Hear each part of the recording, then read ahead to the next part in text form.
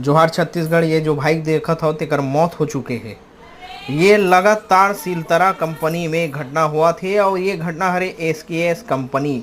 आज बिहनिया 12 बजे ये भाई हा सीट में चघेर इस 50 फीट ऊपर कंपनी के लापरवाही से भाई हा नीचे गिर गए और 50 फीट नीचे गिरे के बाद तत्काल ओकर मौत हो गए।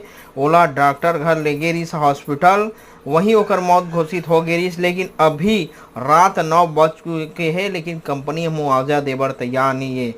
जैसे पता चलिस ये संगठन में अभी हमारा आवेदन दिस, हमार संगठन हा तुरते निकला थे मृतक परिवार ला मुआवजा दिवाए बर और जाही सिलतरा कंपनी और कंपनी के 12 बजा ही और मृतक परिवार ला मुआवजा दिवाही। मैं सबो भाई मन से कहना चाहता पहुँचाओ हमार छत्तीसगढ़िया भाई जिन मौत हो है ओला मुआवजा दिवाना है।